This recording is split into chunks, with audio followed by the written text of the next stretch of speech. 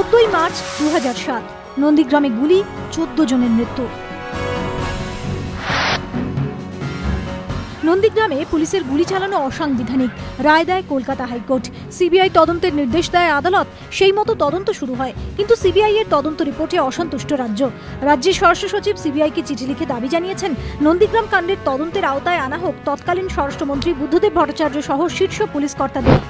কয়েক মাস আগে তৎকালীন নন্দীগ্রাম থানার ওসি শেখর রায়, পূর্ব মেদিনীপুরের তৎকালীন অতিরিক্ত পুলিশ সুপার দেবাশিস বড়াল এবং হাওড়ার তৎকালীন অতিরিক্ত পুলিশ সুপার সত্যজিৎ বন্দ্যোপাধ্যায়ের বিরুদ্ধে রাজ্য সরকারের কাছে রিপোর্ট পাঠায় সিবিআই। 3 জনের বিরুদ্ধে মামলা শুরুর আবেদনও জানায় তারা।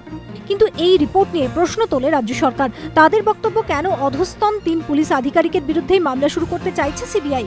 এই রেশ ধরেই সম্প্রতি স্বরাষ্ট্র সচিব বাসুদেব বন্দ্যোপাধ্যায় সিবিআইকে চিঠিতে লেখেন, ঘটনার দিন গোকুলনগর অধিকারী পাড়ায় গুলিতে 3 জনের মৃত্যু হয়। সেখানে কর্তব্যরত 3 পুলিশ আধিকারিক শেখর রায়, দেবাশিস বড়াল এবং সত্যজিৎ বন্দ্যোপাধ্যায়ের বিরুদ্ধে মামলা শুরু করতে চাইছে সিবিআই। অন্যদিকে ভাঙা বেড়াতে মৃত্যু হয় 11 জনের, অথচ সেখানে তৎকালীন আইজি পশ্চিমাঞ্চল সহ একাধিক পুলিশ কর্তা উপস্থিত থাকলেও তাদের বিরুদ্ধে কোনো মামলা শুরু করার কথা কেন বলেনি সিবিআই। তদন্ত রিপোর্টে অসন্তোষ প্রকাশ করে তাই সিবিআইকে চিঠি পাঠিয়েছে স্বরাষ্ট্র দপ্তর। চিঠিতে দাবি করা হয়েছে, যেখানে 11 জনের মৃত্যু হলেও সেখানে পুলিশকে গুলি চালানোর নির্দেশ কারা দিয়েছিল তা জানতে তৎকালীন স্বরাষ্ট্রমন্ত্রী বুদ্ধদেব ভট্টাচার্য, তৎকালীন স্বরাষ্ট্র সচিব ডিজি অনুপ ভূষণ ভোরা সহ শীর্ষ কর্তাদেরও তদন্তের আওতায় আনা হোক, এদের ভূমিকাও খতিয়ে দেখা হোক। সিবিআইকে দেওয়া রাজ্য সরকারের এই চিঠিকে ঘিরে রাজনৈতিক মহলে শোরগোল পড়ে গিয়েছে, সমালোচনায় সরব হয়েছে সিপিএম।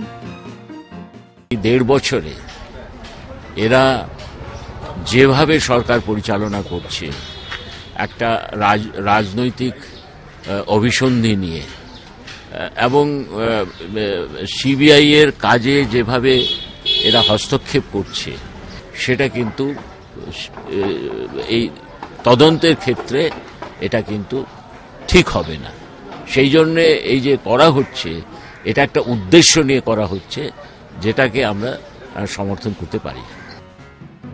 এদিকে নন্দীগ্রাম অভিযানের দায়িত্বে থাকা 5 IPS officer Anil Srinivasan, N Ramesh বাবু এবং অরুণ গুপ্ত, দেবাশিস বড়াল এবং সত্যজিৎ বন্দ্যোপাধ্যায়কে শোকজ করল স্বরাষ্ট্র দপ্তর।